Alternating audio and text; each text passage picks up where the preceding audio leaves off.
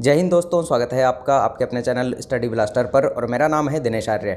उम्मीद करते हैं कि आपकी रेलवे ग्रुप डी की तैयारी बहुत अच्छे से चल रही होगी। तो हमारे हुबली जोन वाले और फोर्थ फेज़ में जितने भी लोगों का यहाँ पर एग्जाम बचा हुआ है उन सब के लिए ये वीडियो बहुत इंपॉर्टेंट हो जाता है, क्योंकि इसके अंदर हम क्विक रिवीजन के थ्रू आपको करवा रहे हैं पंचायती राज व्यवस्था। और पंचायती राज व्यवस्था से जितने भी क्वेश्चन यहाँ बनेंगे और जितने क्वेश्चन पूछे गए हैं वो सभी क्वेश्चन आपको इस वीडियो में डिस्कस किए जाएंगे। तो इसलिए वीडियो को लास्ट तक जरूर देख के जाइएगा और एग्जाम से पहले वीडियो को कम से कम 4 से 5 बार देख के जाइएगा।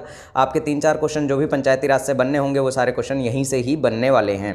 तो यहाँ देखिए, पहला क्वेश्चन जो आपसे पूछा गया है वो पूछा गया है कि भारतीय संविधान के किस संविधान संशोधन अधिनियम द्वारा पंचायती राज व्यवस्था को संवैधानिक दर्जा दिया गया। तो ये दिया गया था 73वें संविधान संशोधन अधिनियम के द्वारा 24 अप्रैल 1993 को। और 24 अप्रैल को ही यहाँ पर पंचायती राज दिवस भी मनाया जाता है। पंचायती राज किस सूची का विषय है? तो ध्यान रखिएगा, पंचायती राज जो है राज्य सूची का विषय है।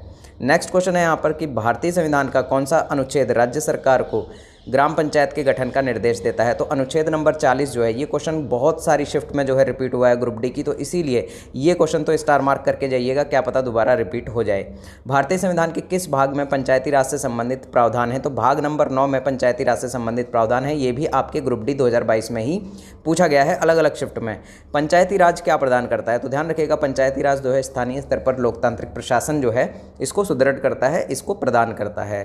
73वें संविधान संशोधन द्वारा क्या जोड़ा गया? तो 73वें संविधान संशोधन द्वारा भाग नंबर 9 जो है जोड़ा गया। पंचायती राज से संबंधित समिति कौन सी है? तो बलवंत राय मेहता समिति जो है यहाँ पर आपकी पंचायती राज से संबंधित समिति है।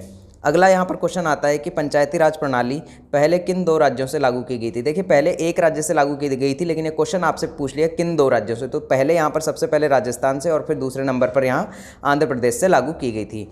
अगला क्वेश्चन है यहाँ पर राष्ट्रीय पंचायती राज दिवस कब मनाया जाता है? ये मैंने आपको पहले ही बता दिया, 24 अप्रैल को मनाया जाता है। 73वां संविधान संशोधन अधिनियम किस तिथि से लागू हुआ था? तो ये हुआ था 24 अप्रैल 1993 से। नेक्स्ट क्वेश्चन है लोकतांत्रिक विकेंद्रीकरण का सुझाव किसने दिया था? तो ये दिया था बलवंत राय मेहता ने। 73वें संवैधानिक संशोधन अधिनियम के अनुसार पंचायती राज संस्थाओं का चुनाव लड़ने के लिए न्यूनतम आयु कितनी होनी चाहिए? तो ये होनी चाहिए 21 वर्ष। नेक्स्ट क्वेश्चन देखिएगा, यहाँ पर पंचायतों के चुनाव का अधीक्षण, निर्देशन और यहाँ पर नियंत्रण राज्य निर्वाचन आयोग संविधान के किस अनुच्छेद के अंतर्गत करती है? और ये भी ग्रुप डी 2022 में पूछा गया है। तो अनुच्छेद नंबर 243 के अकॉर्डिंग ये सारी चीज़ें की जाती है। अशोक मेहता समिति ने निम्न में से किसकी स्थापना की थी? तो अशोक मेहता समिति ने यहाँ पर जो है आपके मंडल पंचायत की स्थापना की थी। और अगला यहाँ देखिएगा कि 73वें संविधान संशोधन के अनुसार पंचायती राज संस्था का कार्यकाल कितने वर्ष रखा गया? तो ये रखा गया है 5 वर्ष का। नेक्स्ट क्वेश्चन है 2 अक्टूबर 1959 को भारत में पंचायती राज का शुभारंभ कहाँ पर किया गया था? तो ये किया गया था राजस्थान के नागौर जिले से। नेक्स्ट है संविधान में पंचायतों से संबंधित 11वीं अनुसूची में कितने विषय आते हैं? तो यहाँ पर 29 विषय इसके अंदर आते हैं। अब यहाँ अगला क्वेश्चन पूछा गया कि भारत में किसके अंतर्गत पंचायती राज प्रणाली की व्यवस्था की गई है? तो नीति निर्देशक सिद्धांतों के अंतर्गत यहाँ पर पंचायती राज की व्यवस्था की गई है।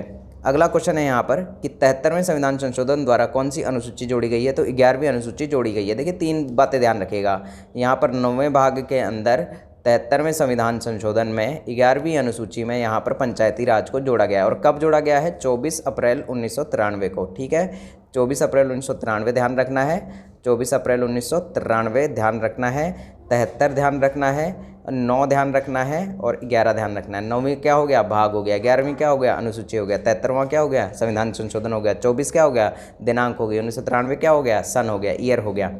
और यहाँ पर देखिएगा लास्ट क्वेश्चन की पंचायतों के द्वारा कौन सा कर वसूला जाता है? तो स्थानीय मेलों पर जो कर लगता है वो यहाँ पर पंचायतों के द्वारा वसूला जाता है। एक क्वेश्चन आपको बताना है कि यदि पंचायत भंग होती है तो कितनी अवधि के अंदर निर्वाचन होंगे? ये क्वेश्चन का आंसर आपको कमेंट बॉक्स में देना है। तो अगर वीडियो पसंद आया तो प्लीज़ लाइक ज़रूर करके जाइएगा और मिलते हैं अगले वीडियो में। तब तक के लिए जय हिंद, जय भारत।